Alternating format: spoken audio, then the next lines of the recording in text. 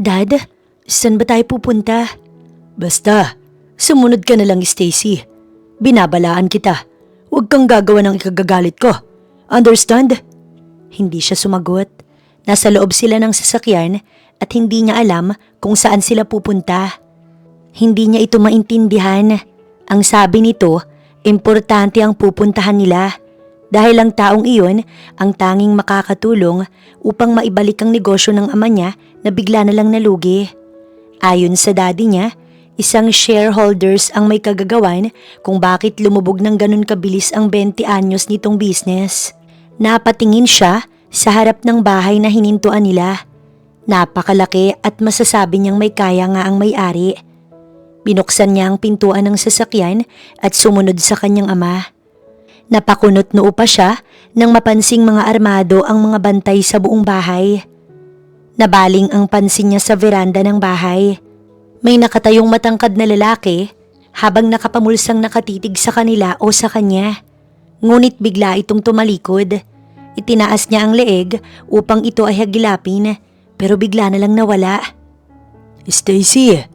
Tawag ng kanyang daddy. Hindi na siya sumagot at sumunod na lamang sa likuran nito. Bago pa man siya pumasok sa loob, nilingon niya ulit ang veranda.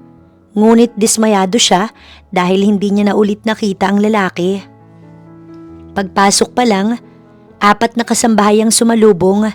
Magkakapareho ang uniforming suot ng mga ito. Kulay itim na may kombinasyon ng puting blouse at slacks. It's nice to meet you, Mr. Lacuesta. Bati ng ama niya sa lalaki habang nakangiti ito.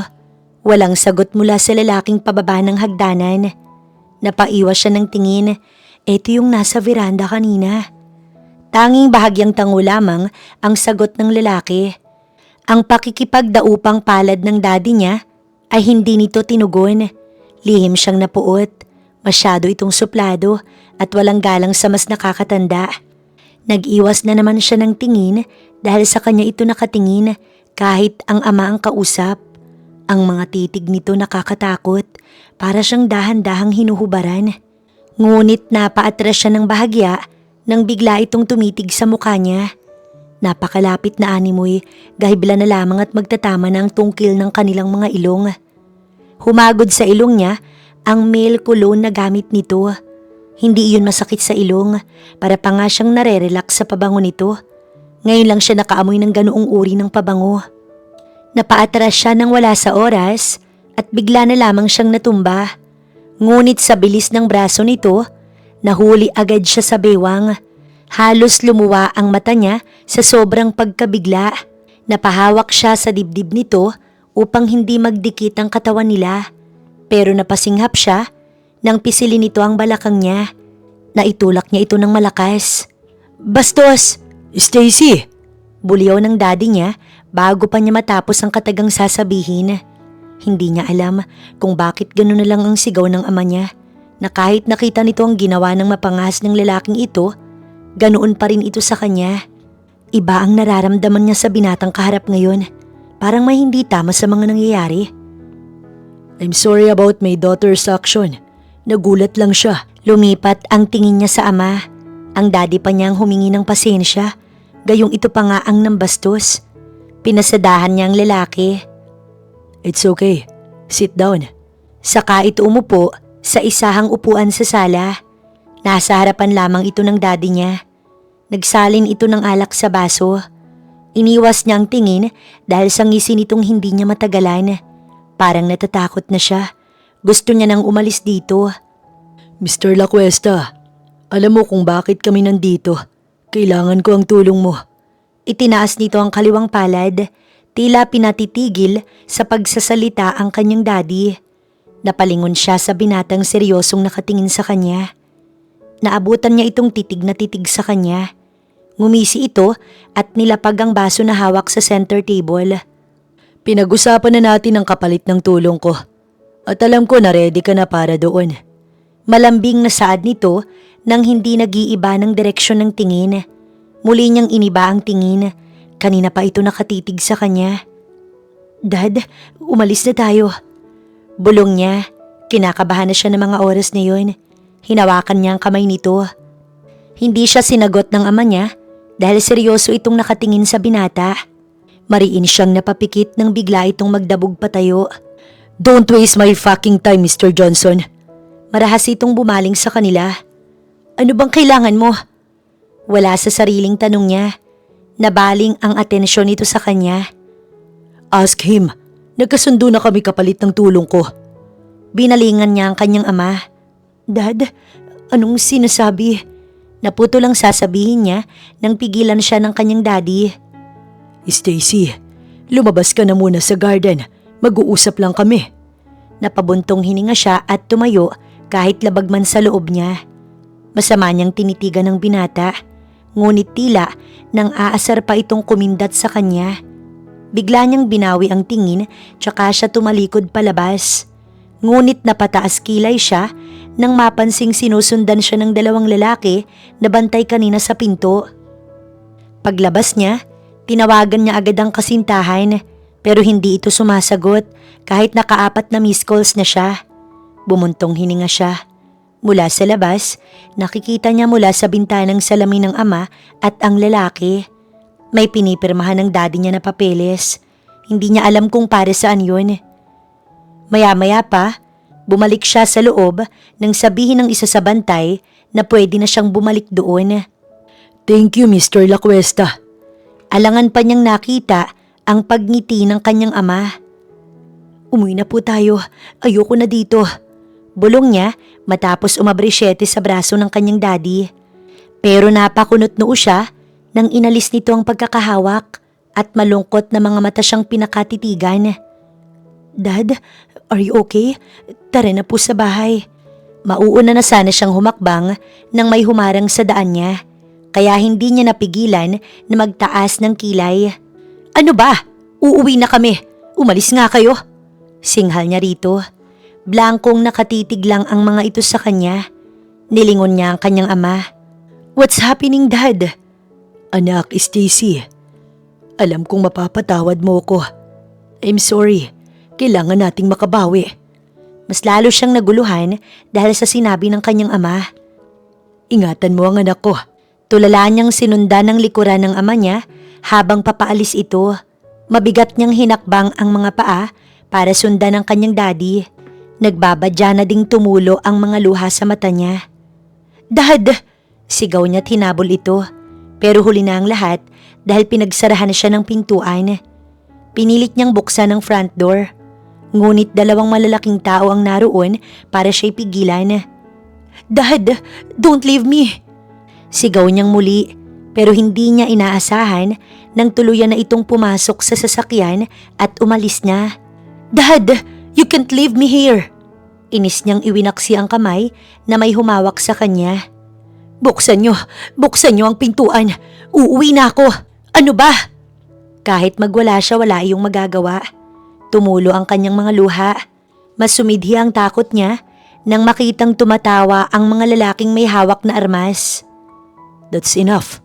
Sa galit niya at takot, marahas niya itong hinarap at isang nakakabinging sampal ang kanyang iginawad. Ngunit hindi iyon nakapagpagalaw man lang sa lalaki. Ang sakit ng palad niya, siya pa nga yatang nasaktan sa ginawa niya. Sa isang iglap, nahawakan nito ang panga niya at walang kaabag-abag na inangkin nito ang kanyang labi. Natuod na lamang si Stacy sa kinatatayuan nang marahas nitong si Ili ng nakaawang niyang mga labi. You're mine now, baby. Bulong nito sa gilid ng tenga niya matapos nitong bitiwan ng kanyang labi. Walang humpay ang pag-agos ng mga luha sa mga mata ni Stacy. Hindi pa rin mahinuha ng isip niya kung bakit gano'n na lang siya kung ibigay ng kanyang daddy. Kung sana buhay pa ang mami niya, hindi ito papayag na ipamigay siya ng gano'n-gano'n na lamang. Gusto niyang matawa. Sa isipang siguro, panaginip lamang ang lahat at magigising din siya. Tumayo siya mula sa kama at isinuot ang mga nagkalat na damit. Nananakit ang balakang at pagitan ng kanyang hita. Pinagsamantalahan siya ng hayop na lalaki dahil hindi naman niya iyon kagustuhan. Mugto na ang mga mata niya sa kakaiyak niya. Nakatulugan na nga lang niya na hindi nakakapagbihis. May bahid ng mantsa ng dugo sa kama. Ano na lang ang sasabihin ng fiancé niya ngayon? Nangako pa man din siya na ibibigay niya ng buo ang sarili dito kapag nakasal sila. Paano na ngayon? Paano siya magpapaliwanag kung ang hayop na yun pinagsamantalahan siya ng isang gabi? Isa-isa niyang sinuot ang mga damit matapos maglinis ng katawan. Kahit kuskusin niya ang balat, kahit ilang ulit niyang sabunin ang katawan, hindi pa rin maiaalis na kinuha nito ang lahat ng meron siya.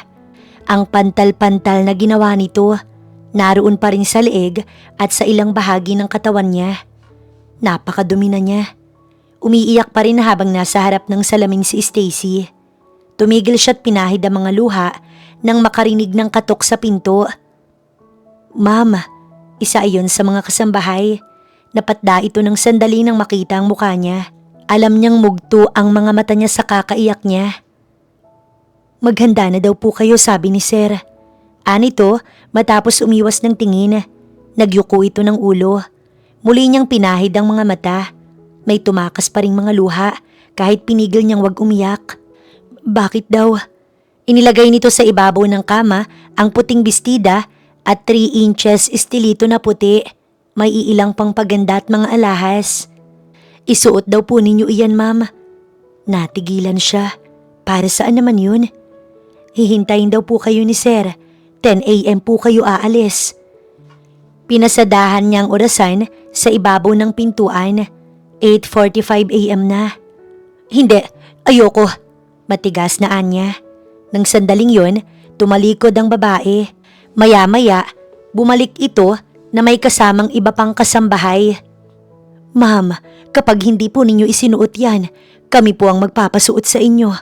Pasensya na ma'am, yun po kasi ang utos sa amin ni Sir. Nagyuko muli ito ng ulo. Nahalata niyang kinakabahan ito. Bumuntong hininga siya. Alam niya na masasaktan ng mga ito kapag hindi siya sumunod sa nais ng hayop na lalaki. Kaya kahit mabigat at labag sa loob niya, wala na siyang nagawa kundi isuot ang mga iyon. Hindi niya isinuot ang mga alahas, ni ang mag-makeup man lang hindi niya ginawa.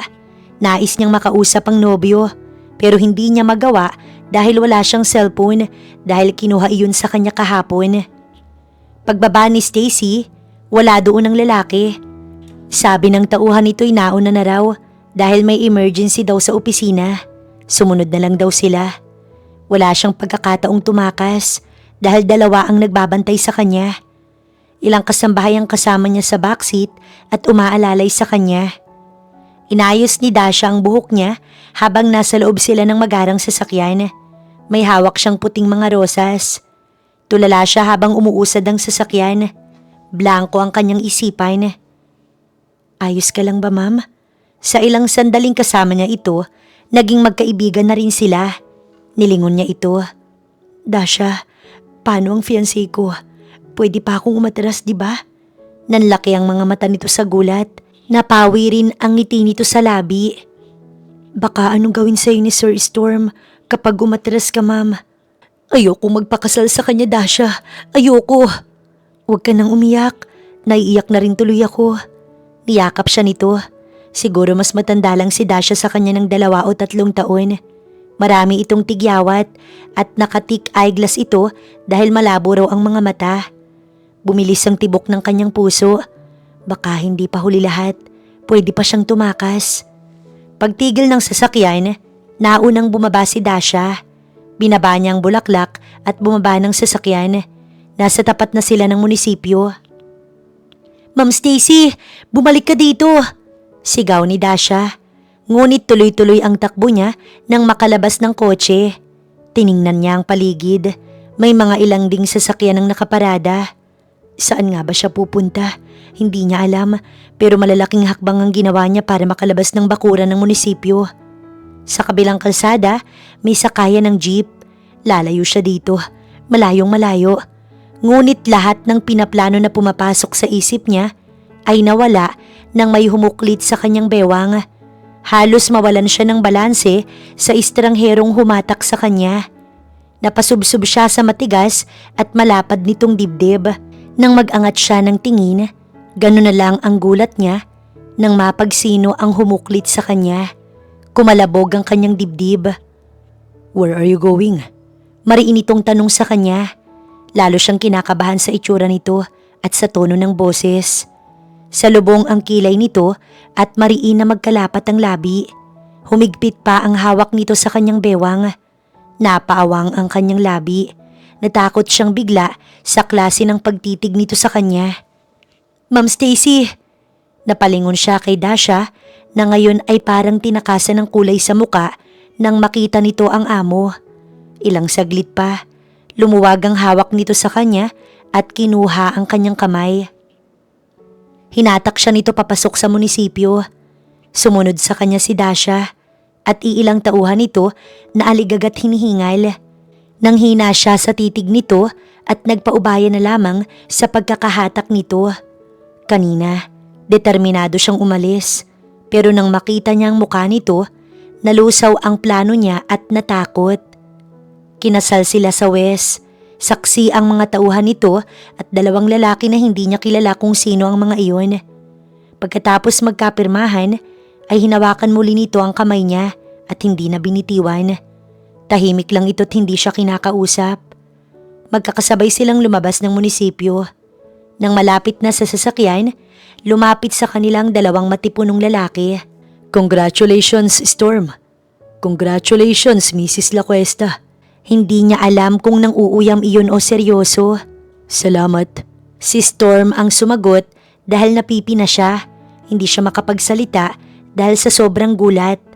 Kasal na siya. Paano na ang fiancé niya? Let's go. Hinatak siya nito matapos ng sandaling usapan at pinagbuksan ang pinto sa harapan. Pagkaupo niya, inayos din ito ang kanyang seatbelt. Naninigas siya't hindi huminga nang lumapit ito sa kanya. Tumama pa ng bahagya ang ilang hibla ng buhok nito sa mukha niya. Napalunok siya ng sunod-sunod. Nang matapos, tiningnan siya nito ng malapitan. You're intact. Bulong nito. Ilang segundo siya nitong tiningnan at pagkatapos, sinarado ang pinto.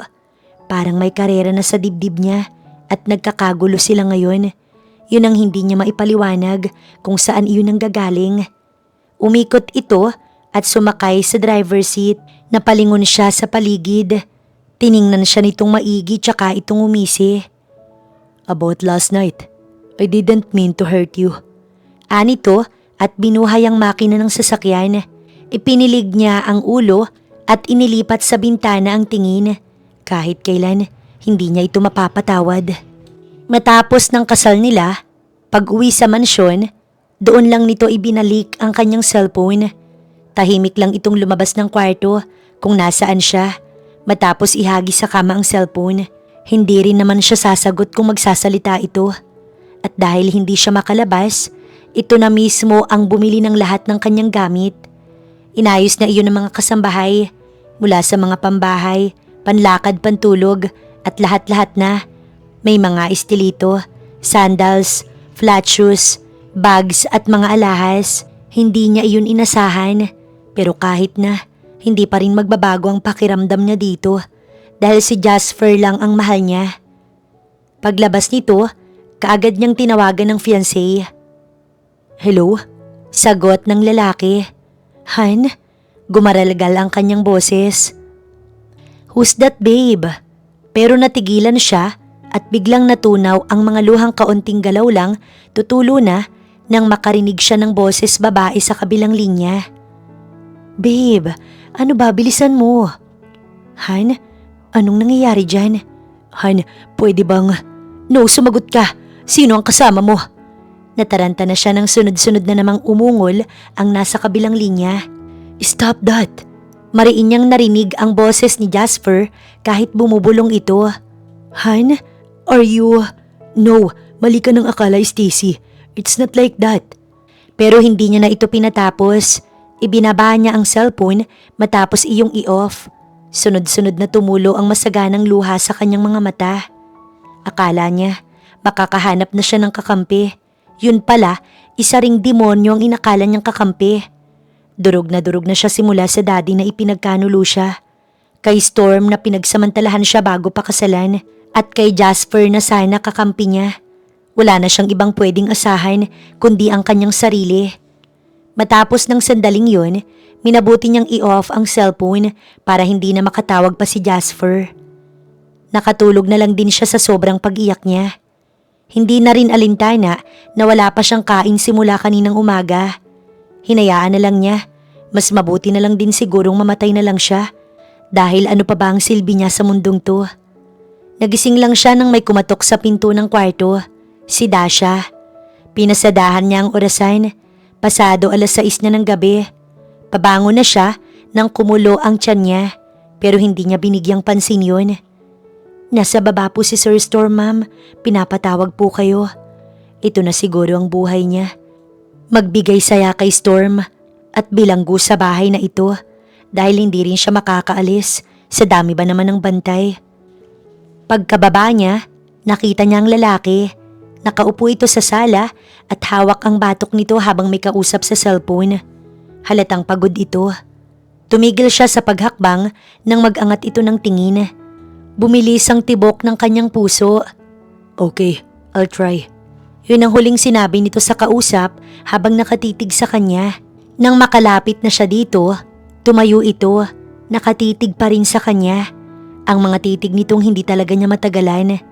Nag-iwas siya ng tingin, hindi siya nagsalita hanggang makalapit siya dito. Pero bigla nitong hinuklit ang braso niya. Siniil nito ang kanyang labi. Automatic na nanlaki ang mata niya sa gulat. Pumalibot pa ang matitigas nitong braso sa kanyang bewang. Idinikit nito ang katawan nito sa kanya at halos ikulong ang buong katawan niya sa mga braso nito. Nagpumiglas siya, nagawa pa niyang manulak pero unti-unti siyang nalalasing sa mga halik nito at bago pa siya mawala sa katinuan, itinulak niya ito ng malakas. Nag-init agad ang pisngi niya. Sinalubong siya nito ng mapupungay at malamig nitong mata. Sa sobrang lapit ng mukha nila sa isa't isa, tumatama na sa mukha niya ang mainit nitong hininga. Napaatras siya. Let's eat. Anito na parang walang nangyari. Nakita niya ang kakaiba nitong titig bago siya nagpatiuna na pakusina. Nakagat niya ang ibaba niyang labi sa sobrang hiya niya. Sa unang pagkakataon, nagsabay sila sa pagkain. Ngayon pa lang din siya nakakain ng maayos. Simula kasi kahapon, wala siyang ginawa kundi umiyak ng umiyak hanggang kanina. Pagkatapos kumain, nauna itong umalis sa dining table. Hinayaan niya lang ito't hindi niya sinundan ng tingin. Pag-akyat niya, napadaan siya sa silid nito. Napahinto siya. Nasa harap ito ng laptop at seryoso itong nakatitig doon. Lalampasan niya sana nang biglang napatalo ng puso niya. Napapasigaw ito. Sa takot niya, tumakbo siya papasok sa silid niya. Matapos maglinis ng katawan, nagpalit na rin siya ng damit pantulog. Pero nagulat siya nang makita niya si Storm palabas ng banyo. Hawak nito ang cellphone na parang mayroong binabasa. Anong ginagawa mo rito? Tanong niya dito. Madilim ang mata nito at gumagalaw ang panga. Bigla ay sumilay ang takot sa kanyang puso. Storm, no! Ibinato nito ang cellphone. Nasira iyon at nagkalas-kalas. Gulat siyang napatingin dito. Lumabas ito nang hindi man lang siya nililingon.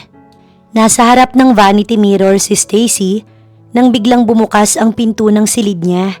Nang lingunin niya, si Storm ang naroon. Gumapang ang kaba sa katawan niya. Nang makitang marahas ito patungo sa kanya, susubukan pa sana niyang umatras nang huklitin siya sa braso.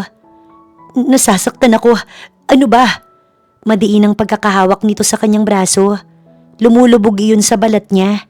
Pilit niyang hinahatak ang braso niya, pero sadyang napakalakas ng lalaki.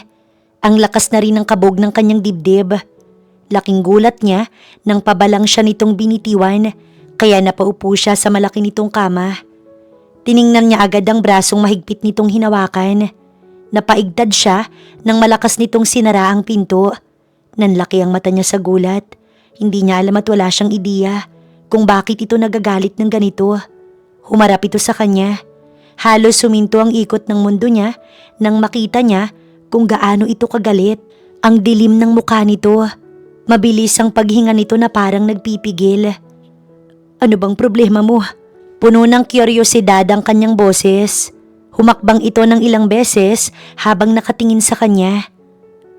Tinatanong mo kung anong problema? Pasigaw nitong sabi. Kitang-kita niya kung paano ang paggalaw ng panga nito. Bakit ba? Ano bang ginawa ko sa'yo? Stop pretending. Napaawang ang kanyang labi. Hindi niya talaga alam ang sinasabi nito. Lumapit pa ito sa kanya at hinuklit ang kanyang braso. Sinabi ko na sa'yo na wag kang makikipag-usap sa mga lalaki. Dahil sa akin ka na. Ako lang, Stacy. Ako lang. Sinisigawan siya nito. Natatakot na naman siya. Hindi ko alam ang ibig mong sabihin. Playing innocent ha? May asawa ka na pero may lalaki ka pa rin? Nag-igting ang bagang niya. Bakit? Sinabi ko ba sa'yo na pilitin mo kung magpakasal sa'yo? Sa tingin mo ba, magpapakasal ako sa'yo kung hindi mo ako kinukulong dito? Bago pa man tayo nakasal, may fiancé na ako, Storm. May nobyo ko. Sigaw niya dito. Galit na galit siya dahil kinuha nito ang lahat ng karapatan niya. Pinagbigyan kita, Stacy, na ibigay ang karapatan mo. Pero anong ginawa mo ha? Hindi pa ba ako sapat? Para muli mo siyang kausapin? Hindi mo ba kilalang lalaki mong yon? He is a playboy. Niloloko ka niya. Sinampal niya ito. Hindi niya na napigilan ang sariling gawin yon. Wala itong karapatan na ikulong siya, babuyin at gawin lahat ng nais nito. Kahit pa ibinenta siya ng ama sa hayop na ito. Nanubig agad ang kanyang mga mata. Tinulak niya ito. Pakawalan mo na ako dito dahil hindi kita kailanman magugustuhan. Pero tinawid nito ng mabilis ang pagitan nila at marahas siyang hinalikan. Hinaplo siya sa bewang. Pilit niya itong tinutulak pero walang nagagawa ang lakas niya. Hindi niya sinasagot ang marahas nitong halik. Pilit na binubuka ang kanyang labi. Hindi siya papayag sa nais nito. Pero kinagat nito ang lower lip niya at naramdaman niya ang hapde. Nagtagumpay ito. Kasabay noon ay nalasahan niya ang dugo. Gusto niyang tumigil na ito dahil nasasaktan siya. Iniiwas niya na ang mukha niya pero pilit nitong hinaharap dito ang mukha niya. Hanggang sa narinig niya ang pagkapunit ng damit niya. Storm, please. Tinulak siya nito sa kama at agad na tumabi sa kanya. Agad nitong sinugod ang kanyang labi. Sinisid nito ang labi niya na parang wala nang bukas. Bumaba ang labi nito sa kanyang panga, tenga at leeg. Hinawakan din nito ang kanyang magkabilang braso. Napasinghap siya sa bawat ginagawa nito sa kanya. Stop! Tama na! Pilit niyang tinutulak ang lalaki pero walang silbi ang ginagawa niya. Napakalakas nito kumpara sa kanya. Ramdam na ramdam niya ang galit nito at damang-dama niya iyon sa bawat kilos nito. Mas marahas ito kaysa kagabi. Bitiwan mo na ako. Pakawalan mo na ako. Sigaw pa rin niya. Ngunit wala siyang maaninag na kahit kaunting awa sa mukha nito. Ngayon mo malalaman kung kanino ka lang dapat. Nanlaki ang mata niya nang walang sabi-sabi, tinulak nito ang sarili sa kanya. Sa akin ka lang, tandaan mo yan. Walang iba bukod sa akin. Akin lang lahat ng parte ng katawan mo. Lahat ng meron sa'yo, ako ang nagmamay-ari. Dahil napakamahal ng bili ko sa'yo para ipamigay ka sa iba. Matapos ng sandaling yun, nakatulog na si Storm habang siya'y naroon pa rin at nakatanaw sa kasama. Lupaypay ang buong katawan at nananakit dahil sa ginawa nito. Mag-aalas 2 na nang tumayo siya. Mugto na naman ang mata niya sa kakaiyak ng walang tunog. Pinilit niyang gumalaw at tahimik na papunta sa CR. Pagbukas niya ng ilaw, lumapit siya sa salamin at napaluha na lang siya sa dami ng pasa niya. Kung ganito, mas gusto na lang talaga niyang mamatay. Kung pwede lang. Itinapat niya ang katawan sa shower. Mahina lang ang lagaslas. Baka marinig ni Storm at magising ito. Umiyak siya ng walang tunog hanggang sa mapagod na lang siya at napaupo sa sahig ng CR. Yakap niya ang sarili. Maya-maya, bumukas ang pintuan ng CR. Tumambad si Storm at nakasuot lang ito ng boxer. Nakatitig sa kanya. Pero hindi niya ito iniintindi. Naramdaman na lang niya na namatay ang shower at tinakpan ito ng bath towel ang katawan niya. Tsaka siya nito binuhat para ilabas sa CR. Umiiyak siya kanina. Mas lalo siyang napaiyak ngayon at gustong-gusto na talaga niyang mamatay na lamang. Paglabas nila ng banyo, biglang bumaba si Stacy sa pagkakabuhat ni Storm. Tsaka siya tumakbo't sumiksik sa sulok ng silid. Tiningnan lang siya nito. May gulat at pag-aalala sa muka habang nakatingin sa kanya. Diyan ka lang, huwag kang lalapit. Siniksik niya ang sarili sa pader. Basang-basa pa rin siya. Walang kahit na ano sa katawan niya, maliban sa white body towel na nakapalupot sa kanya. Hindi maitatago ang takot sa mga mata ni Stacy. Baka ulitin muli nito ang ginawa sa kanya kanina. Stacy, huwag kang lalapit. Huwag mo kong hawakan pakiusap. Huwag mo kong hawakan. Tama na, patayin mo na lang ako. Patayin mo na lang ako, parang awa mo na. Nagsisimula na naman na manginig sa takot ang boses niya.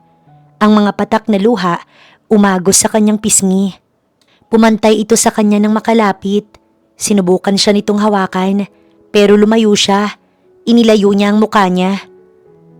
Hindi nito matuloy-tuloy ang sasabihin. Tinakpan niya ang mga tenga habang nakapikit. Pero napasigaw siya nang buhatin siya nito. Pumapalag siya, nagpupumiglas, pero ginamit na naman ito ang lakas. Maingat siya nitong inilapag sa kama. Nang mailapag siya, muli na naman siyang lumayo dito. Sumiksik siya sa dulong bahagi ng kama. Umupo ito sa gilid niya matapos nitong lumapit at tahimik siyang tiningnan. Ilang segundo na hindi ito gumalaw. Inangat niya ang mata para ito ay tingnan. Nakatingin ito sa labi niya.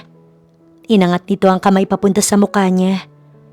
No, pero dumampi pa rin ang daliri nito sa kanyang labi, sa parte na may sugat.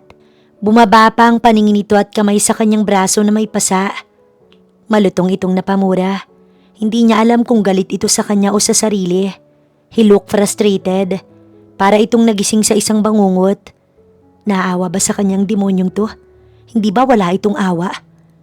Tiningnan siya nito ulit, maging ang mga markang iniwan nito sa katawan niya. Hindi siya gumalaw. Muli siyang yumuko para itago ang mukhang basa na ng mga luha. Maya-maya ay tumayo ito, kumuha ng damit at nagbihis sa harapan niya. Nang matapos ay lumapit ulit ito sa kanya. Hinalikan siya nito sa noo. Rest now. Seryoso nitong sabi. Pagtalikod nito, bigla niyang pinunasan ng damping halik na iginawad nito sa kanya. Kulang na lang, mabura ang noo niya sa madiin na pagpupunas gamit ng kumot. Gigil na gigil siya. Lumabas ito ng kwarto nang walang lingon. Pagsara nun, isa-isa niyang itinapon ang lahat ng makikita. Nagwala siya. Mga muebles, vase at mga gamit doon, pinagtatapon niya. Tumigil siya sa pagwawala nang makitang basag na salamin sa sahig. Kuminang iyon ang tamaan ng ilaw. Animoy nang iingganyong kunin niya ang matalas na bagay. Umiiyak niya iyong dinampot.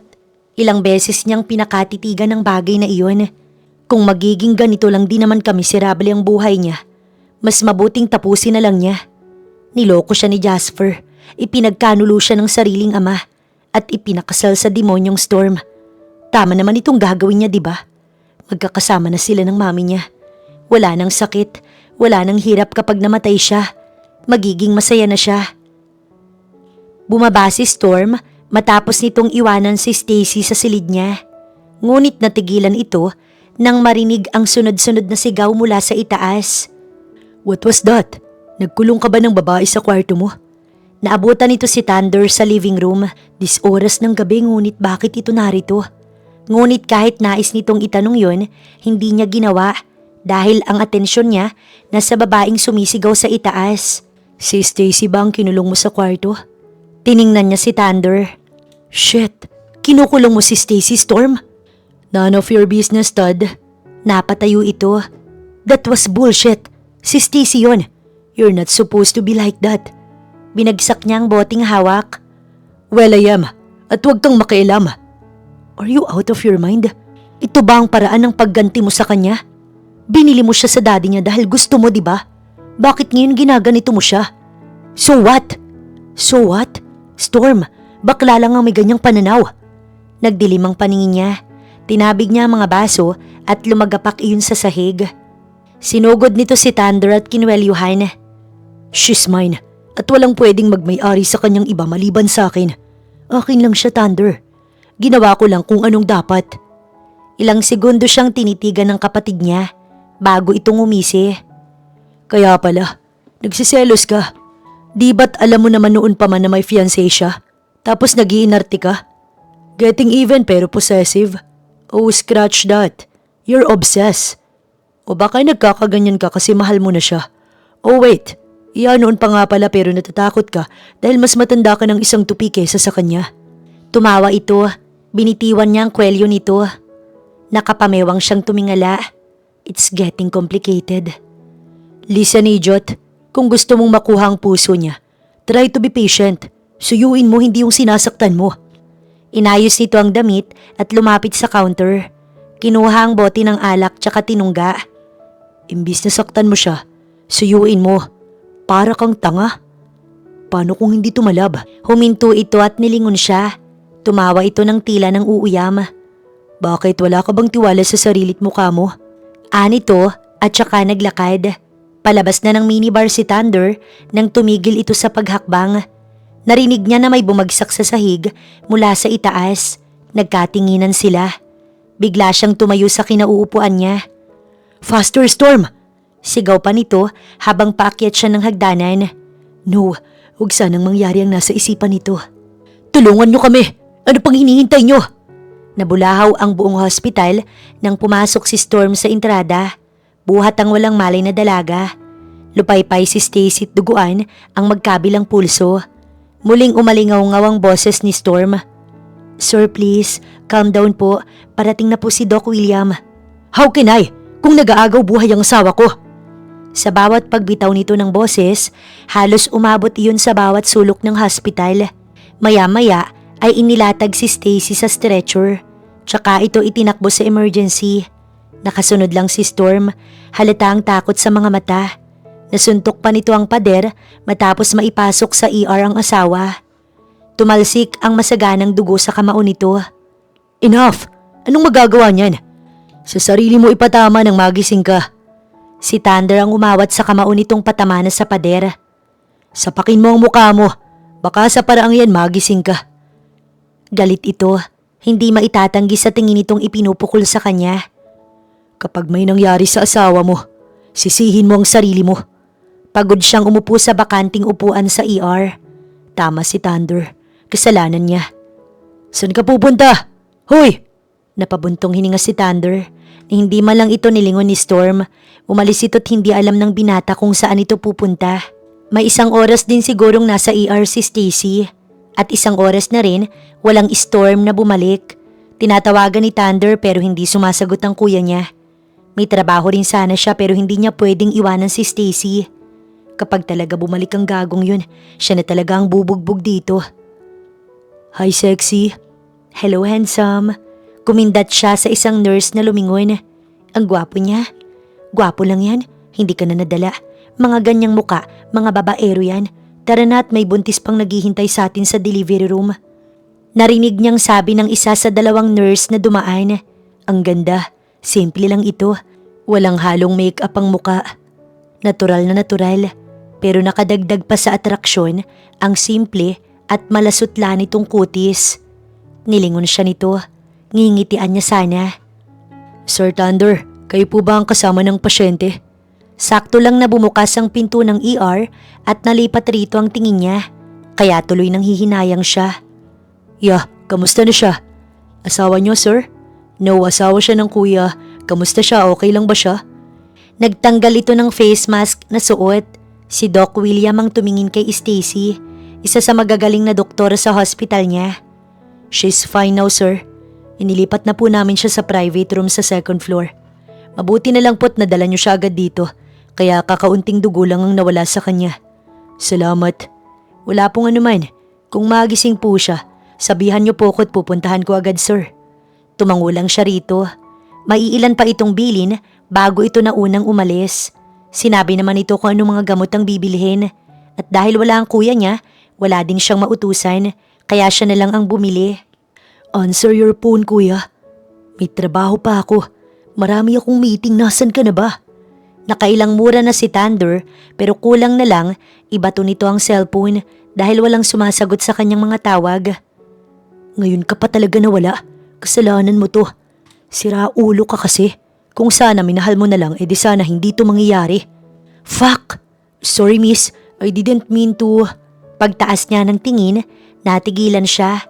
Gulat din ang nakita niya sa mukha ng babae. Mas maganda ito sa malapitan. Minumura mo ba ako? No, of course not. Sorry, ano ka ba? Next time, huwag kang babara-bara dyan. Sa tabi ka dumaan kapag may kausap ka para hindi ka nakakaabala ng iba. Hindi na talaga siya nakasagot. Gwapo nga, tanga naman. Narinig pa niyang bulong nito bago siya tinalikuran. Huli na siyang nakapag-isip kung saan nakaliko na ito ng pasilyo. Sigurado ka, Thunder? Wala ka talagang naisagot? Nasaan ang yabang mo? Akala ko ba babae ang tumitiklop sa'yo? Bakit ngayon napipipi ka? Napailing na lang siya. Wala siyang nasabi. Pagdating sa silid ni Stacy, marahan niyang binuksan ang pinto. Ibinaba na rin niyang cellphone. Kahit pa siguro buong araw niyang tawagan si Storm, hindi siya nito sasagutin. Isinuksok niya sa bulsa ng suot nito ang cellphone at pinasadahan ng pasyenteng nakahiga sa kama. Pero sunod-sunod itong napamura nang makitang wala si Stacy sa kama. Mabilis na lumabas ng kwarto si Thunder at nagpatawag agad ng security. Hindi pwedeng makatakas si Stacy. Papatayin siya ni Storm. Hanapin ninyo! Sir Thunder, nakita po siya sa CCTV kaso po, paglabas lang po ng kwarto niya. Nag-igting ang panga ni Thunder. What? Paano nangyari yun? Lahat ng sulok ng hospital na to may CCTV. How come at hindi nahagip ng CCTV ang asawa ng kuya ko? Bigla itong nagyuko ng ulo.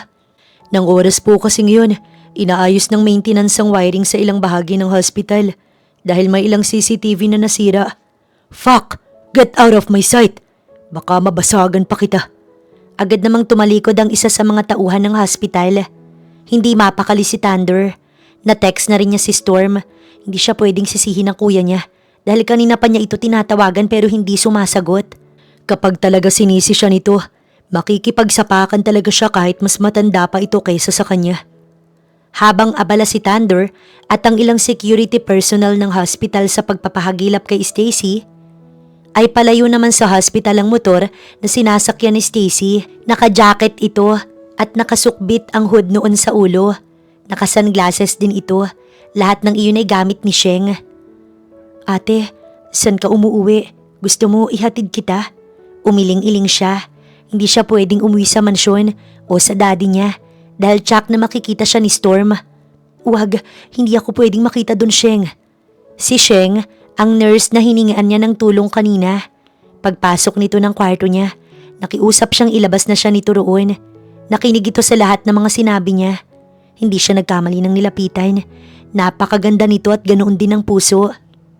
Kaya nga po ayoko nagsusyota ate, kasi sasaktan ka lang. Bumuntong hininga siya. Masakit pa rin ang kanya mga sugat, pero hindi niya yun alintana. Basta makaalis lang siya at makalayo kay Storm.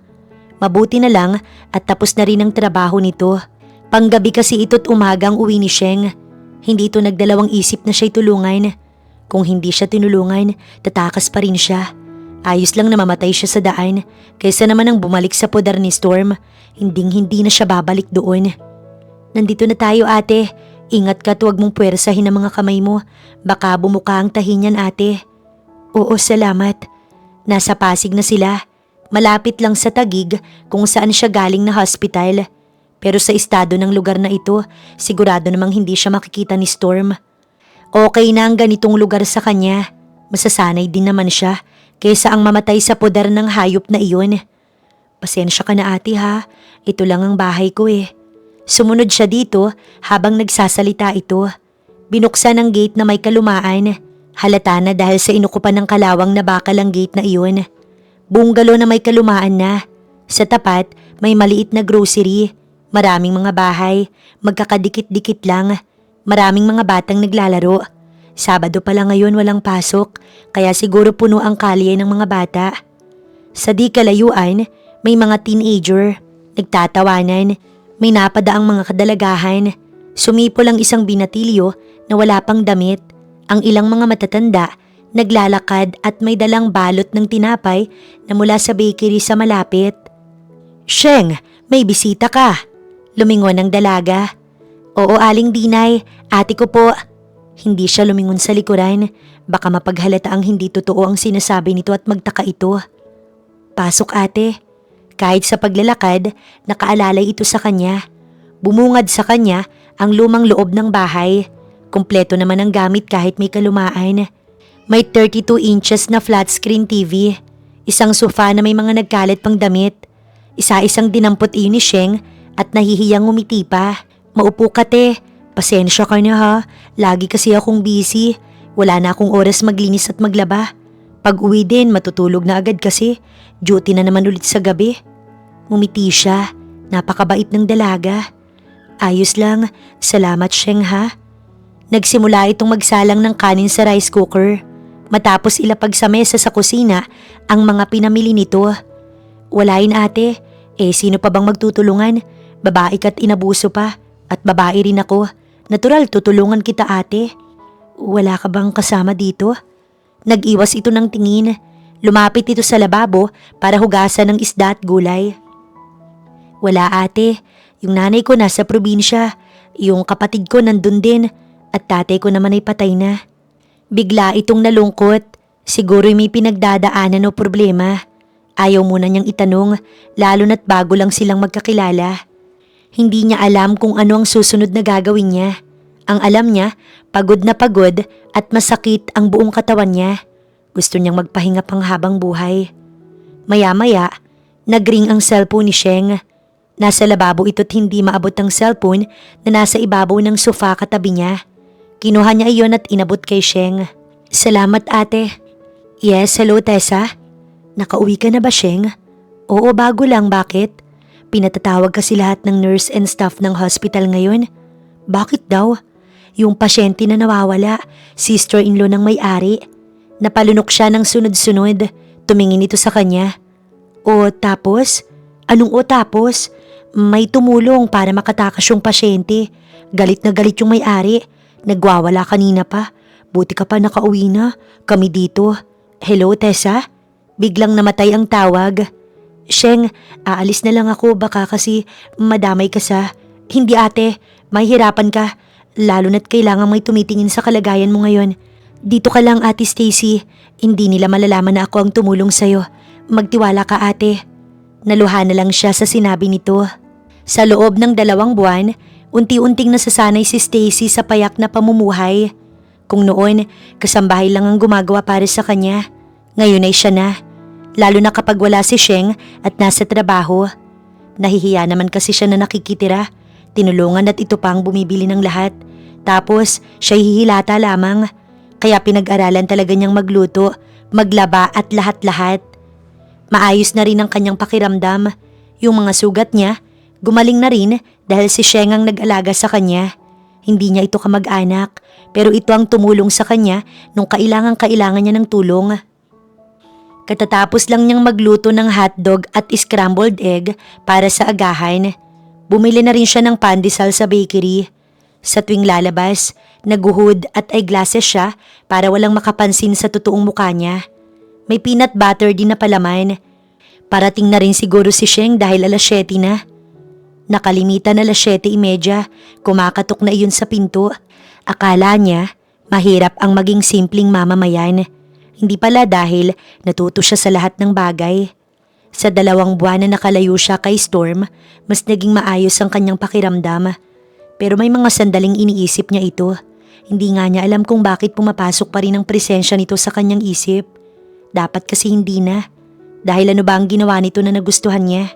Wala, dahil puro sakit lang ang naranasan niya rito. Sandali lang.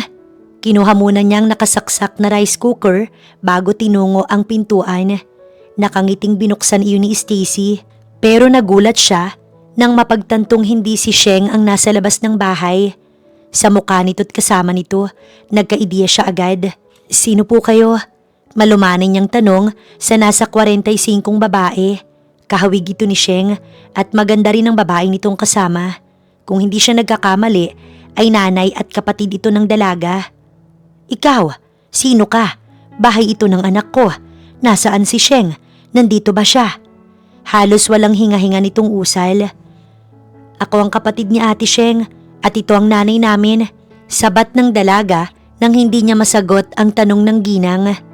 Pasensya na po, pasok po kayo tita. Nilakhan niya ang awang ng pinto. Titig na titig ang dalawang babae sa kanya. Wala naman siguro siyang dumi sa muka. Hay, salamat. Gutom na kami. Sakto't may pagkain. Dulce, halika na anak. Kumain ka na dito. Natigilan siya. Yayayain pa lang sana niyang maupo pero dumiretso ng dalawa sa kusina. Nilapag lang ang backpack sa sopa. Wow, ang sarap. Hindi na siya nakapagsalita pa. Lalo na at ang gana ng subo ng dalawa. Nahihiya siya sa inasal ng mga ito. Ano ka ng anak ko? Ikaw ba yung kaibigan na sinasabi niya minsan? Habang umunguya ito, tumatalsik ang kanin habang ito'y nagsasalita. Tumango na lang siya para sa sagot. Ang sarap, Nay. Oo nga, kumain ka lang dyan, Dulce. Kinuha niya na lang ang kape sa lababo na nakapatong at dumistan siya sa mga ito. Halos maubos ng dalawang ulam. Siya nga pala, Iha. Anong oras darating si Sheng? Kailangan ni Dulce ng pera para sa interview. Magtatrabaho na rin itong kapatid niya. At dito muna kami sa kanya habang hindi pa kami nakakahanap ng bahay na uupahan. Sandali po, baka nandyan na po siya. Tumalikod siya agad para buksan ang pinto at hindi nga siya nagkamali. Ate, eto na yung pinabibili mong... Bigla itong tumigil sa pagsasalita nang masulyapan ng pamilya nito sa kusina. Nagbago ang mukha nito, ang nakangiting labi na palitan ng galit. Tuloy-tuloy itong nagtungo sa kusina. Anong ginagawa niyo dito, Nay? Wala na ba ulit kayong pera? At ikaw, Dulce, bakit ka nandito? Bakit kasama mo si Nanay? Bumisita lang kami sa'yo. Ayaw mo pa? Galit ka pa? Alam ko kung anong pinunta niyo dito. Wala akong pera, Nay. Ganyan ka na ba sa akin, ha, Sheng? Umangat-angat ka lang, nagkapera ka lang, akala mo kung sino ka na. Hindi ganun yun, Nay. Eh ano? Padabog itong tumayo sa upuan. Sumunod ang isa nitong anak. Lumapit ito sa ina. Magtatrabaho din ako, ate, para hindi kami manlimos ng pera sa'yo. Tahimik lang siyang nakikinig. Magtrabaho ka. Wala akong pakialam. Mabuti nga yan para matapos ng panluloko niyo sa akin. At bakit kayo nandito, ha? Ang sama naman ng ugali mo, ate. Binibisita ka lang naman namin. Alam ko na may kailangan kayo. Dahil ang akala niyo sa akin, bangko. Samantalang luho lang ang inuuna ninyo. Sugal at kalandian ng paborito mong anak. Huwag ako, Dulce, dahil napagod na ako sa inyo.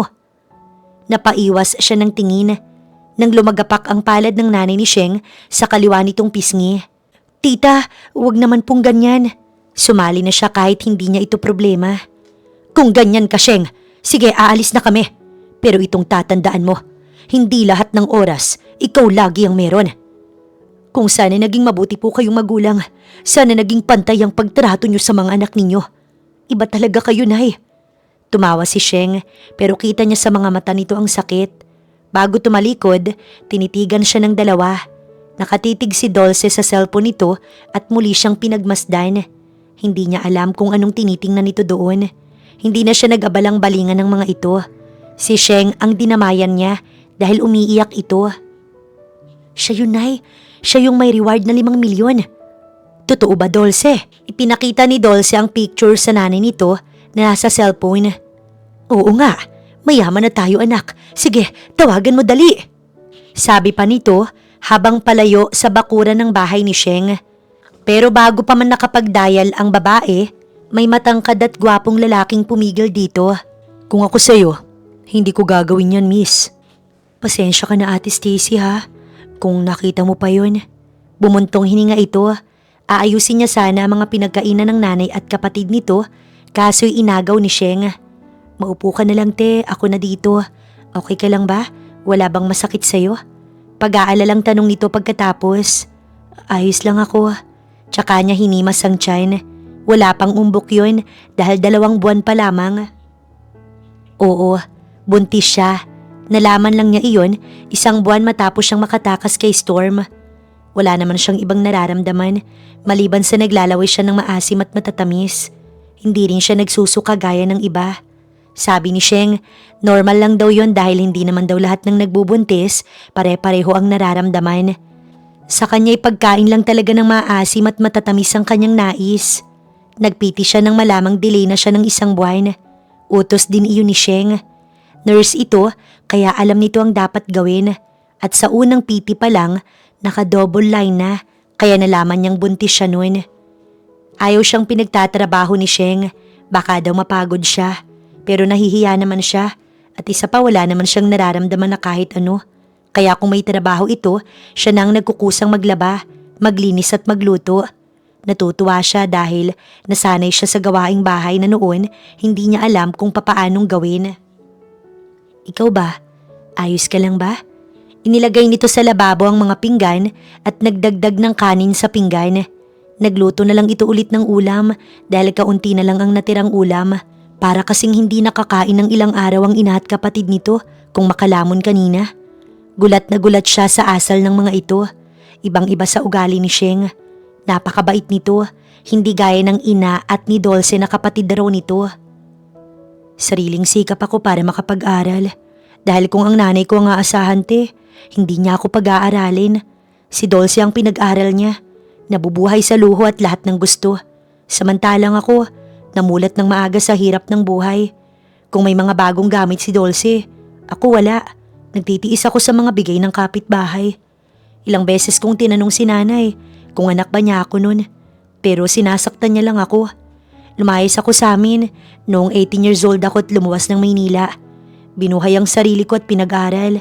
Sobrang hirap pero nakaya ko yun dahil kung hindi ako makakapagtapos, baka sa basurahan lang ang hahantungan ko. Bukod sa amin maliit nila nanay, tinatawanan pa't sinasabing mag-aasawa lang din naman daw ako. Ganun kahirap magkaroon ng ina na walang pakailam. Tumigil ito sa pagkukwento at sabay silang lumingon sa nakasaradong pinto. Nagkatinginan sila. Ako na ate, baka sila nanay pa rin yan. At anong gawin yan? Diyan ka lang. Anito, bago ito nagtungo sa sala. Nilingon pa siya, tsaka nito binuksan ang pinto. Shen Liverizarion. Nang marinig niya ang boses na yon, napatayo siya sa kinauupuan niya. Itatago pa sana niya ang sarili sa gilid ng pader pero nakita na siya ni Thunder. Nakangisi itong ibinalik kay Sheng ang tingin. Anong ginagawa mo dito? Anong kailangan mo? Mataray na tanong ni Sheng. Hindi mo ba muna ako papapasukin? Bisita pa rin ako, remember? Nilingon siya ni Sheng. Nagtatanong ang mga mata nito. Tumango na lang siya. Doon lang din ito nilakihan ang awang ng pinto. Anong kailangan mo? Paano mo nalaman ang bahay ko? Sandali, isa-isa lang. Siguro naman pwede akong kumain muna. You know, gutom ako kakasunod at kakahanap sa bahay mo.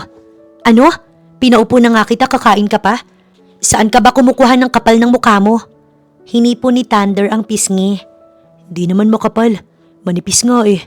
Ang cute ng dalawa. Yung takot niya, unti-unting nabawasan. Siguro naman hindi ito narito para kalad ka rin siya pabalik sa kuya nito. Iba ang nakikita niyang aura ni Thunder. Halatang mabait ito kahit mapang-asar. Parang bagay ang dalawa. Matangkad si Thunder at matipuno ang katawan. Ang gwapo din ito na halos kamukha ng kuya. Si Sheng na yung mukha ay parang Koreana. Napakakinis ng kutis. Siguro dahil aircon ng hospital na pinagtatrabahuhan. Isa pa, ang daming pangkuskus nito sa katawan. Hanggang balikat lang ni Thunder ang dalaga. Para siyang kinikilig. Bakit mo ko sinusundan? Anong atraso ko sa'yo? Huwag mong sabihing may kasalanan ako sa'yo. Hindi nga kita kilala. You're so cute. Ano ba? Masakit yun ah. Napangiti siya ng pisilin nito ang pisngi ni Sheng. Kung kasama niya si Sheng, hindi talaga boring. Napakadaldal kasi.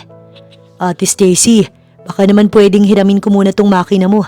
Dalhin ko lang sa kondo ko. Tahimik dun eh. Para naman umingay kahit minsan. Nilingon siya ni Sheng. Kilala mo ang buwang na to ate? Tumango siya ng marahan. Sure ka ate? Tumango ulit siya. Bakit ba ang kulit mo? Kilala nga ako ni Ate Stacy. Brother-in-law niya ako. Aray! Muli na naman itong pinisilang pisngi ni Sheng. Natawa na lang siya. Maya-maya, lumapit ito sa kanya. Hoy! Bahay ko to! Umalis ka na nga! Saan ka pupunta? Pero hindi ito natitinag sa sigaw ni Sheng. Kailangan mong lumipat ng lugar ate. Alam na ni kuya kung nasaan ka. Namilog ang mata niya. Saan? Saan ako pupunta? Sa Tagaytay. Sa rest house ko. You need to go now. Dahil siguradong papunta na ngayon yun. May nasalubong akong dalawang babae sa labas. Mukhang tatawagan nila si Storm. Si Nani at Dulce. Lumingon si Thunder kay Sheng. You're so cute. Para kang dwarf. Nagigting ang bagang nito kaya natawa na lang siya. Ouch! Reklamo ni Thunder nang tapakan ni Sheng ang sapatos nito. Ikaw naman, kapre! Thunder, hindi ko alam ang lugar mo. Ihahatid kita doon, ate. No, hindi mo pwedeng dalhin na lang si Ate Stacy. Buntis siya at... Nanlaki ang mga mata niya sa sinabi ni Sheng. Otomatiko naman itong tinakpan ng bibig. Mukhang nadulas lang din naman ito. Nakita niya ang gulat sa mukha ni Thunder. Nakahuma lang ito nang may kumatok sa pinto. We have to go now. Sigaw nito, tsaka nito binuhat si Sheng na parang manikin na inilipat ng lugar. Patuloy sa pagring ang cellphone ni Thunder hanggang sa pagdating nila ng Tagaytay. Nasa likuran siya samantalang nasa harap si Sheng at driver naman si Thunder. Manaka-nakang nagtatalo ang dalawa habang siya nakatulog na sa biyahe. Antok na antok kasi talaga siya at hindi niya mapigilang pumikit. Pagising niya, wala nang ingay mula sa dalawang nasa harapan. Nakasimangot si Sheng samantalang seryoso naman si Thunder. Naunang bumaba si Sheng at ito ang nagbukas ng pinto niya. Ito rin ang umalalay sa kanya. Pero halatang nagmamaktol ito na hindi niya alam kung anong nangyari sa dalawa habang tulog siya. Ang ganda ng lugar. Sa inyo ba to? Naunang naglakad si Thunder at ito ang nagbukas ng pintuan matapos ipasok ang sasakyan sa garahe. Yes, ate. Sagot nito sa tanong niya. Binata ito pero may sariling properties. Swerte ang mapapangasawa ni Thunder dahil kakaiba ito kung mag-isip. Maganda rin ang loob. Nakaka-relax ang interior. Kung ang mansyon ni Storm ay Spanish style, itong bahay ni Thunder masasabi niyang Pinoy touch at very Asian type. Malaki rin ang bintana at sure siya na hindi na kailangan ng electric fan dahil sasapat na ang hangin mula sa labas. Lumapit siya sa bintana at binuksan yun. Halos kumpleto ang gamit mula sa mga kasangkapan hanggang sa mga appliances. Ang laki pa ng flat screen TV. Lumabas si Thunder sa kwarto at pumunta sa likuran baaw sa kusina. Pagbalik nito, pinindot nito ang switch. Bumukas naman ang lahat ng ilaw. Kuryente ang binuksan nito. Feel at home, ate. Hindi pa alam ni kuya ang lugar na ito. Ako lang ang nakakaalam dito. Natanggal ang kaba sa kanyang puso. Ne, manyak. Napalingon siya kay Sheng. Nakangiwi itong nakatitig kay Thunder at halatang inis na inis. Ibinalik niya ang tingin sa binata. Don't mind her, ate. Buwang lang yan. Natawa siya. Kailan pa nito natutunan ng magsalita ng ganun? Aba, mas buwang ka. Nangahalik ka wala namang tayo. Ang kapal mo. Di maging tayo na para may access na ako dyan sa katawan mo. Manyak! Narinig mo yun, ate? Napakamanyak niya, diba? Sobra na talaga siya, ate. Tila may gulo sa pagitan ng dalawa. Ano bang nangyari? Seryosong tanong niya kay Thunder. Halos kapatid na rin ang turing niya kay Sheng, kaya nag-aalala din siya dito. Wala, ate. Tsaka ito nagkibit balikat. Ouch!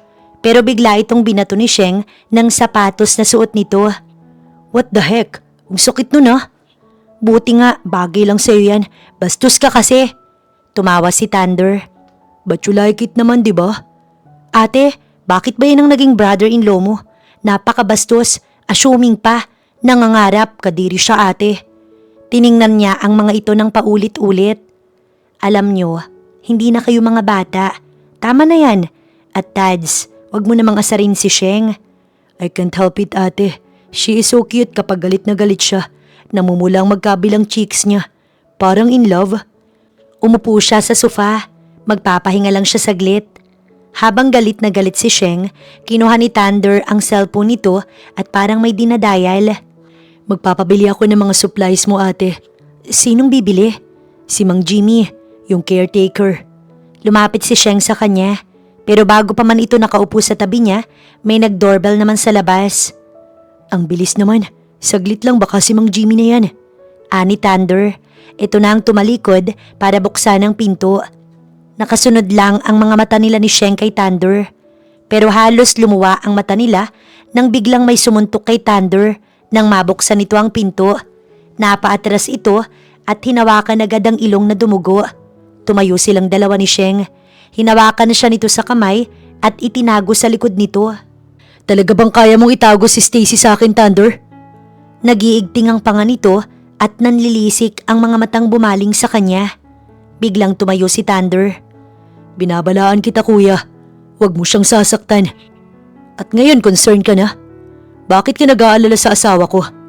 Ang boses nito, nakakatakot ang tinig, parang nakakapaso. Humigpit ang hawak ni Sheng sa kanyang braso. Dahil buntis ang asawa mong gago ka. Pag nakunan si Ate Stacy, puputulan talaga kita ng mga bola-bola. Dagundong ang boses ni Sheng. Napatingin si Thunder sa kanila. Malaking hakbang ang ginawa ni Storm, ngunit naunahan ito ni Thunder. Hihilahin sana ito ni Sheng, ngunit humarang si Thunder. Try it kuya. At kakalimutan kong mas matanda ka sa akin. Taas baba itong tumingin kay Sheng. Nagulat siya nang agawin nito ang kamay niya na hawak ng dalaga. Ate, umiling siya. Hindi niya hahayaang pati si Sheng ay masaktan pa. Pero alam niya na hindi iyon nahahayaan ni Thunder. Sigurado ka ba ate? Thunder, talagang iiwan natin si Ate Stacy? Sige na, lumabas ka na. But Thunder, baka... Hindi siya sasaktan ni kuya. Not anymore. Kilala ko siya. Natatakot si Stacy habang palabas ng pintuan si Thunder at Sheng. Aalis ang mga ito't siya lang ang may iwan at si Storm. Huwag mo talagang sasaktan si Ate Stacy dahil ipapapulis kita. Buntis yan at... Teka, nagsasalita pa ako eh. Tama na, tara na. Ibaba mo nga ako. Thunder, ano ba? Kahit sa paglabas, ay nasilip niya sa bintana ang dalawa. Rinig na rinig niya ang sigaw ni Sheng na akala mo'y sinasaktan. Gayong binuhat lang naman ni Thunder para matapos ng pananakot nito kay Storm. Na kahit siguro anong ibanta ni Sheng, hindi man lang matitinag ang lalaking to. Pinagmasdan niya habang papalayo ang sasakyan ni Thunder. Gusto niyang sumama, pero hawak siya ni Storm sa braso. Hindi niya alam kung ano pang nararamdaman niya ngayon, maliban sa takot na hindi niya maipaliwanag. Pero halos mawalan siya ng malay nang bigla siya nitong yakapin mula sa likod niya. Hindi siya makahinga ng maayos dahil sa lakas ng tibok ng kanyang puso. Nagsusori ito sa kanya. Ang lumanay ng boses nito nang magsalita. Parang biglang napalis lahat ng takot niya nang magsorry ito at umamin sa lahat ng kasalanan. Hindi niya akalain na ganun itong humingi ng sorry. Mangyayakap at saka bubulungan siya. Kung ganun palagi, madaling malulusaw ang pader ng galit niya para dito. Hinalikan din siya nito sa noo at huli ay sa labi. Hindi niya na alam kung ano ang dapat niyang maramdaman. Pagkatapos nitong gawin yon, umalis na ito agad sa sala, samantalang siya naiwang tulala. Dumating si Mang Jimmy at dahil wala na si Thunder, si Storm ang nakipag-usap dito. Nagtungo siya sa kusina at tiningnan ng refrigerator. Wala ngang kalaman-laman. Aabalahin na lang niya ang sarili para mawala ang kakaibang pakiramdam niya ngayon. Narinig niyang nagpabili si Storm ng pagkain at supplies. Ayaw niya sana nakasama ito rito pero wala siyang magagawa dahil iniwan na siya ni Sheng kay Storm. Naroon din ang takot sa puso niya at ito rin mismo ang may gawa. Ayaw niya makipag-usap dito kaya kung saan ito naroon, lumalayo siya para hindi sila magkasalubong. Kung nasa silid ito, nasa sala siya. Kung nasa kusina ito, nasa garden siya. Ayaw niya itong makausap or mapag-usapan ang tungkol sa paglayo niya. Dahil alam naman ito kung bakit. Hindi naman siguro ito tanga. Expected niya na magiging walang kwenta ang araw niya dahil kay Storm. Pero hindi. Nang kumain sila ng tanghalian, hindi niya ito pinapansin. Pero deep inside, nalusaw na ang galit niya. Hindi niya nga alam kung bakit ganun kabilis na wala ang kanyang galit. Awkwardness lang ang pumipigil sa kanya na sila ay magkausap. Kadalasan, nahuhuli niya itong nakatitig sa kanya. Mag-aalas 3 na nang magpasya siyang magluto ng kamote Q. Meron kasing kamote sa mga binili ni Mang Jimmy. Kaya nangialam na siya. Gutom na siya kahit mayat maya siya kung kumain ng prutas. Gusto niya sanang lumabas at mamasyal. Kaso hindi naman niya alam ang pasikot-sikot sa lugar na ito, baka mawala pa siya. Simula nang dumating ito, nagsorry lang ito't hindi niya na ulit narinig ang boses nito. Nadaanan niya ito sa sala at busy ito sa laptop na nasa harapan lang nito. Parang wala naman itong pakailam sa kanya. Sana pala sumama na siya kina Sheng kanina. Hawak niya ang siradora ng pinto nang lingunin niya ito sa sala. Hindi na siya magsasalita. Ano bang sasabihin niya kung sakali? Hinayaan niya na lang at nanatili na lang sa silid hanggang maghapon. Nasa veranda lang siya at nakatulugan na ngang pagtitig ng paligid mula sa kinauupuan niya. Mag-aalas 5 na sa wall clock ng malingunan niya. Tumayo siya, magluluto na siya ng hapunan. Hindi niya alam kung anong ginagawa ni Storm.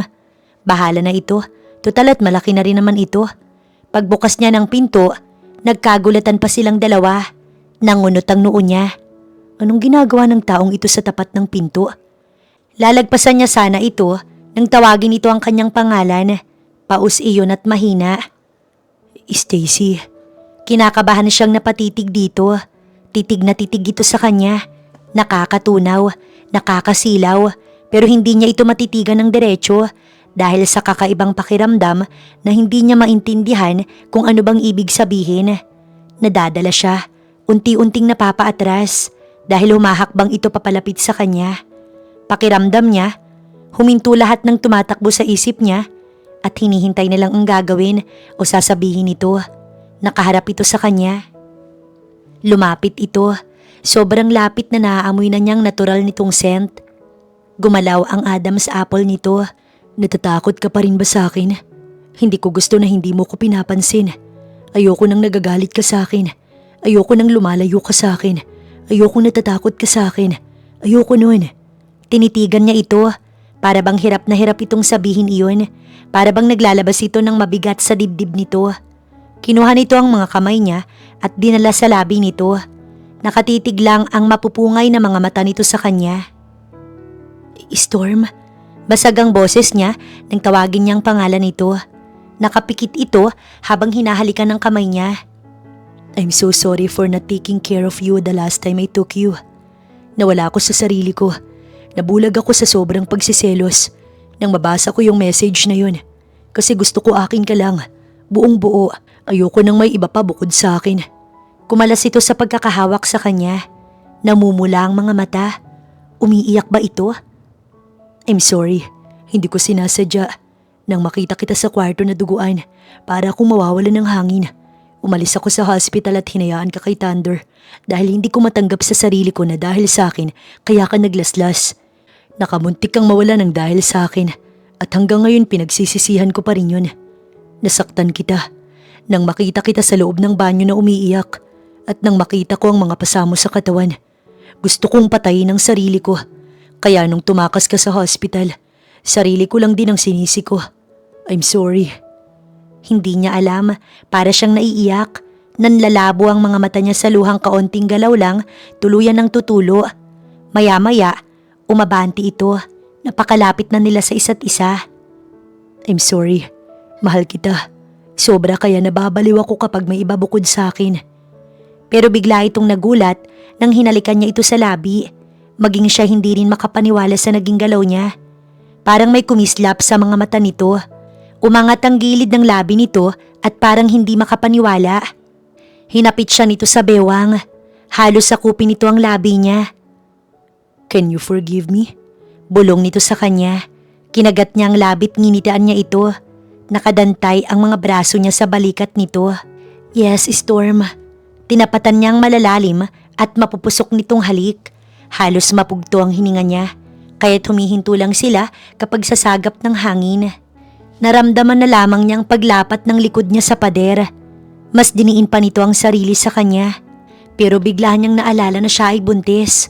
Pwede ba yun? Why? Bulong nito nang siya'y matigilan at bahagya itong itinulak. I'm pregnant, remember? Napasabunot ito ng buhok at tila nagsisi sa ginawa. Hindi ba kita nasaktan? Si baby. Hindi. Baka pwedeng gawan ng paraan, sweetheart.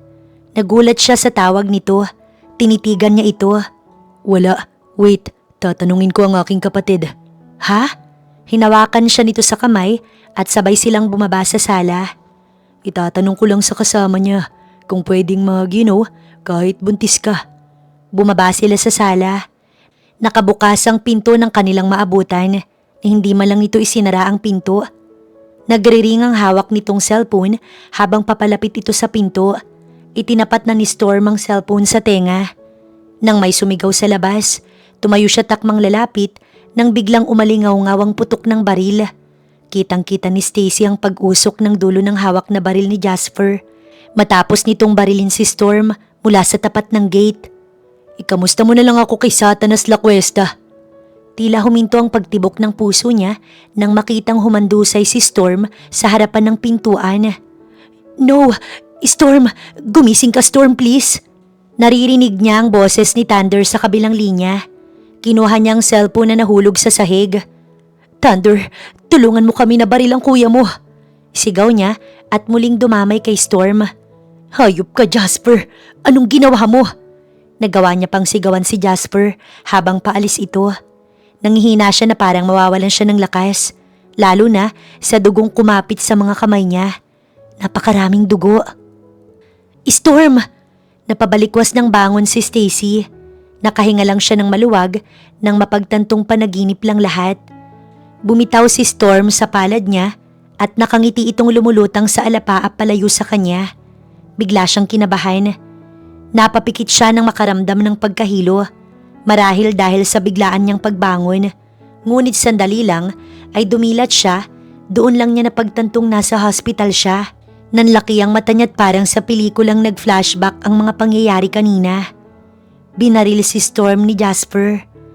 Dali-dali niyang inalis ang dextrose na napansin niya lang nang tumayo siya. Wala siyang pakailam kung dumugo pa ang kamay niya sa rahas ng pagkakaalis niya.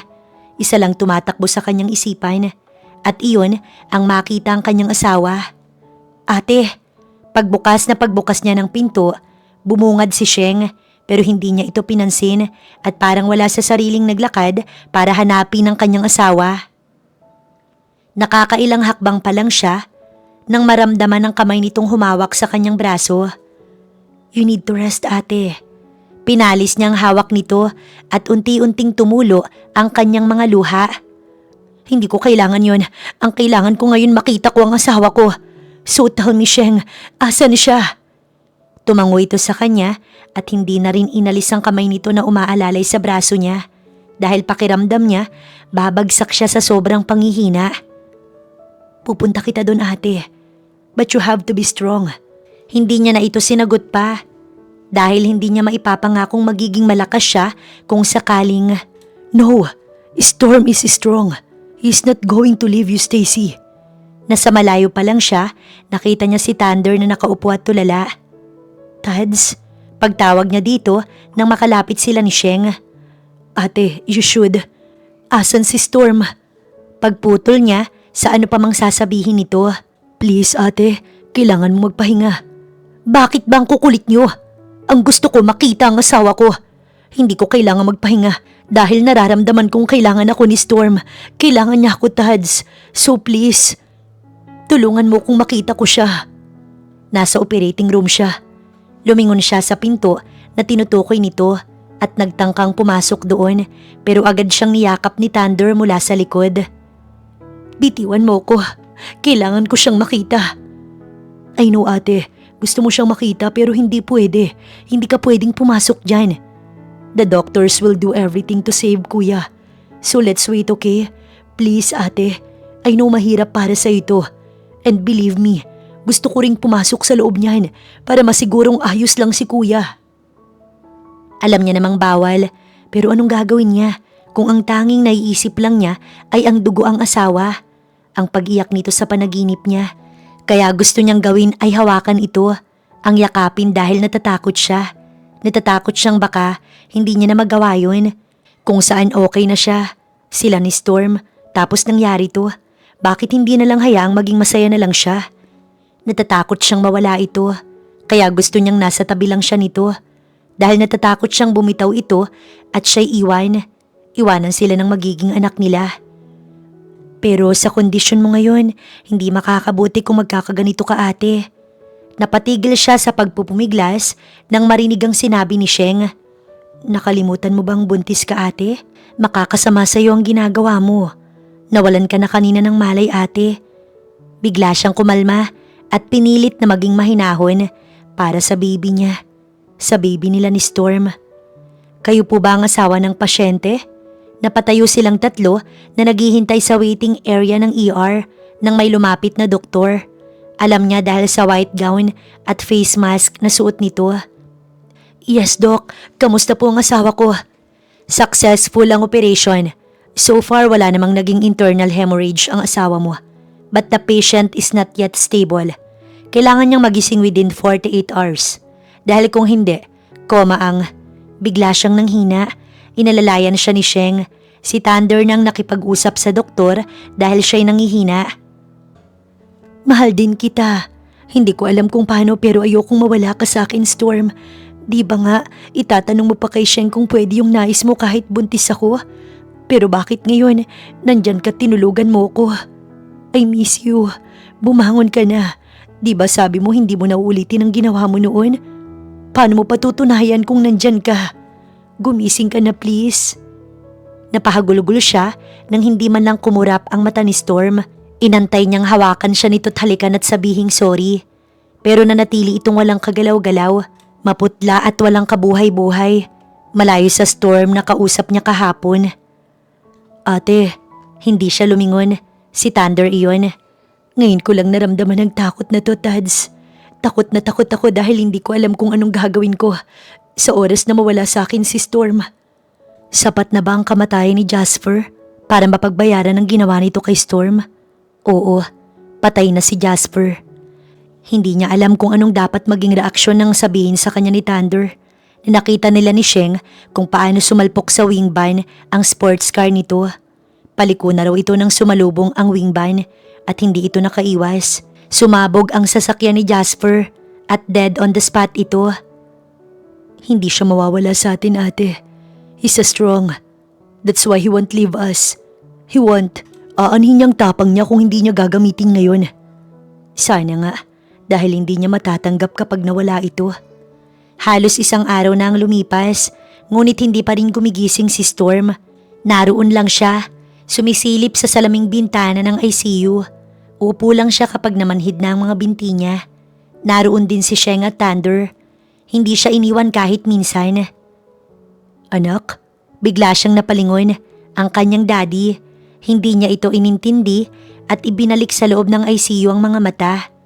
Umalis ka na, Dad. Wala akong oras makipagtalo sa iyo ngayon. Bumalik ka na sa kumpanya mo na mas inuna mo kaysa sa sarili mong anak. Patawad, Stacy. Kailangan ko lang iligtas sa mga tauhan natin. Napakaraming umaasa sa akin at alam ko na mamahalin ka ni Storm ng totoo. Dahil noon pa niya sinabi sa akin na gusto ka niya. Pero may fiancé ka na. Ilang beses niyang sinabi na aakuin niya ang utang ng kumpanya. Kapalit ay ikaw. Pero tumanggi ako ng ilang beses din. Pero dahil sa mga tauhan natin na nagmamakaawa, wala na akong nagawa pa, anak. Si Storm ang nagbangon ng kumpanya. Siya ang umayos ng lahat ng problema natin, anak. Sana mapatawad mo ko, Stacy. Hindi ko gagawin to kung alam kong hindi ka niya mahal. Pero mahal na mahal ka niya, anak. Sunod-sunod na tumulo ang mga luha nito. Wala siyang naisagot. Wala siyang masabi. Umalis ang ama niya nang hindi man lang nito narinig ang sagot niya. Maya-maya, bumukas ang ICU at sunod-sunod na pumasok ang mga nurse at doktor. Nurse, anong nangyayari? Bumaba ang heart rate ng patient. Ano? Bigla niya itong hinawakan sa kwelyo. Ma'am, bitiwan niyo ko. Kailangan ako sa... Papasok ako. Gusto ko siyang makita. Ma'am, hindi pwede. Pero nurse, asawa niya ako. Maawa ka na, papasukin mo na ako, nurse. Bigla na lang siyang niyakap ni Thunder. Ang malalaki nitong braso at katawan ang pumigil sa pagtatangka niyang pumasok sa loob ng ICU. Gusto ko siyang hawakan, Tads. Bitiwan mo ko, Thunder. Ngunit hindi man lang siya binitiwan. Yumugyog ang balikat nito at nang tiningnan niya, umiiyak si Thunder. Nang silipin niyang bintana ng ICU, kitang-kita niya kung paanong bawiin ng doktor ang heartbeat ng kanyang asawa na ilang segundo na lang magpa-flatline na. Sunod-sunod tumulo ang mga luha ni Stacy at ilang sandali pa nawala na ito ng malay. Habang nakatanaw si Stacy sa labas ng bintana sa veranda, himas-himas niya ang malaking tiyan. Ilang araw na lang mula ngayon ay lalabas na ang kambal niya. Bumuntong hininga siya nang umihip ang malamig na hangin. Malamig ang simoy ng hangin. Niyakap niya ang sarili upang kahit papaano maibsa ng nararamdaman niya. Ilang buwan na, ngunit hindi pa rin niya makalimutan ang sandaling nawalan ng heartbeat si Storm. Tumulo ang luha niya. Malaya iyong dumaloy sa kanyang pisngi. Hinayaan niya lang, hindi niya pinahid. Namimiss niya na si Storm. Sobrang miss na niya. Maya-maya, may narinig siyang katok sa pinto ng silid niya. Doon lamang niya pinahid ang mga luha at inayos ang sarili.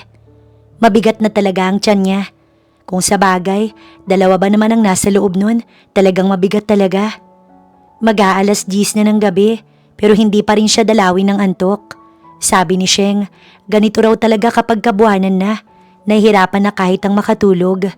Binuksan niya ang ilaw. Nagliwanag sa buong kwarto bago niya binuksan ang pintuan. Hay, ang mga luha niyang katutuyo lamang biglang tumulo na naman. Gulat na gulat siya. Namimilog ang mga mata niya habang nakatitig sa nakangiting lalaki sa harapan niya. Bigla siyang yumakap sa lalaking nasa harapan niya. Humahagulgol siya. Nahihirapan na siyang huminga sa todong pag-iyak niya. Yakap si Storm. Shh! Tsaka nito hinagod ang likod niya. Hindi niya mapigil ang pag-iyak. Isinubsob niya ang muka sa matipuno nitong dibdib. Inilapag nito ang dalang leather bag at 2 kamay siyang niyakap ng mahigpit. Bakit ngayon ka lang? Ang tagal-tagal mong umuwi. Alam mo bang miss na kita? Hindi ko alam kung ano nang nangyari sa'yo. Araw-araw namimiss kita. Araw-araw hinahanap kita. Kung tatawagan ko naman si Thunder, sabi niya ayos ka lang. Bakit hindi mo man lang ako? Bigla nitong itinaas ang mukha niya at siniil siya ng halik. Miss niya na ang halik na iyon. Ang mabangong hininga nito, ang malambot na labi, lahat-lahat ay na-miss niya. I miss you more. Akong nagsabi kay Thunder na huwag kang pagpaalalahanin dahil baka makasama sa'yo. Ayokong umiiyak ka. Ayoko nag-aalala ka kaya sabi ko, huwag na munang sabihin sa'yo. I'm sorry sweetheart kung nag-alala ka sa akin. Nandito na ako. Please tama ng iyak, baka mapano ng twins natin. Muli nitong sinugod ang kanyang labi. Matapos nitong punasan ng mga luha niya, muli niya itong niyakap. Na-revive si Storm pero mahina ang puso kaya nag-request si Thunder na dalhin sa Amerika ang kuya nito. Si Thunder ang nag-ayos ng lahat, hindi sinabi sa kanya dahil hinahabol ang buhay ni Storm ng mga oras na iyon at nawalan siya ng malay. Pagising niya, si Sheng na lang ang naroon at wala na si Storm at Thunder. Kaya natagalan ito abroad dahil nakoma si Storm ng ilang buwan. Araw-araw, nag-a-update naman si Thunder pero hindi pa rin siya mapakali. Hanggang umabot na ng buwan, araw-araw pa rin siyang nag-aalala. Hindi rin pwedeng magbiyahe dahil kamuntik na siyang nakunan nang minsang umiyak siya. Na-stress siya ng sobra kaya ipinagbawal ng doktor ang pagbabiyahe. Are you okay? Natigilan siya. Masakit ang tiyan niya. Sweetheart, what's wrong? Kasi sumasakit yung tiyan ko. Maya-maya, may naramdaman siyang basa sa hita niya pababa sa kanyang binti. Thunder, tulungan mo kami rito. Sigaw agad ni Storm. Calm down sweetheart. Inhale, exhale. Manganganak na ako Storm. Thunder, nasan ka na ba? Muli nitong sigaw. Bakit ba? Anito na humahangos sa hagdanan paakyat. Wala pa itong damit. Manganganak na si Stacy. Yung sasakyan bilisan mo. Why me? Marami namang tauhan ng faster. Hindi naman ako kasama ng ginawa niyo yan Tapos sa panganganak ni ate kasama ako. This is insane. Sigaw pa nito habang tumatakbo pababa. Inalalayan siya ni Storm pababa ng hagdan. Inutos na lang kay Dasha ang mga gamit nila ng baby niya. Sa bawat hakbang niya, patuloy na umaagos ang tubig sa kanyang paa. Ano ba naman yan kuya? Wala pa akong tulog. Stop talking. Magmaneho ka lang. Pag may nangyari sa mga anak at asawa ko, papatayin kita ng doble. Okay, hang on, lilipad tayo. Sa daan, nakaalala lang si Storm. Pati ito'y napapa-inhale-exhale na rin. Hinihimas nito ang tiyan niya at kinakausap ang kambal sa tiyan niya. Pagdating sa hospital, nagwawala na si Thunder para marinig agad sila. Manahimik ka nga dyan. Ouch! Kahit masakit ang tiyan niya at nasa kalagitnaan ng paglilibor, natawa pa din siya ng sapukin ni Sheng si Thunder. Sige ate, upo ka na sa wheelchair. Nakaalalay si Storm. Kapag nanganak ka, Sheng, sinong nurse mo? Ikaw din bubuka ka, then ikaw magpapaanak sa sarili mo? That's cool. Ouch! Muli nitong hinampas ang pisngi ni Thunder. Pero pwede namang ako. Kuya, bakit nyo ba dinala yan dito? Pauwi nyo na nga yan. Walang reaksyon si Storm dahil nasa kanya ang atensyon nito. Nonchalant talaga ang asawa niya. Si Sheng ang isa sa mga nurse. Naroon si Storm sa tabi niya habang umiiri siya. Maya-maya ay sumilip ito. Nakahawak pa rin ito sa kamay niya. At kitang-kita ni Stacy kung paano malukot ang mukha nito. Tsaka ito napaduwal ng sunod-sunod. What? Ganyan kalaki ang... Napamura pa ito. Napatakip ang isang palad sa bibig. Unang lumabas ang junior nila at sunod ang baby girl nila. Nangihinaman, napaiyak siya nang makita ang kambal niya. Walang kapantay ang saya sa mukha ni Storm na hawak ang kambal. Congratulations, sabi ng doktor. Wala nang mas masaya pa sa sandaling to dahil kumpleto na ang buhay niya. Kasama si Storm at ang kambal nilang si Curvy at Kesha. Habang tinutulak siya palabas ng delivery sakay ng stretcher, nasa dibdib niya ang dalawa. Si Thunder nakatulog na sa waiting area ng delivery room. Hoy, halika na, ani Sheng. Kinusot nito ang mga mata tsaka tumayo na. Ang cute na mga pamangkin ko, di ba? Pero mas cute ka.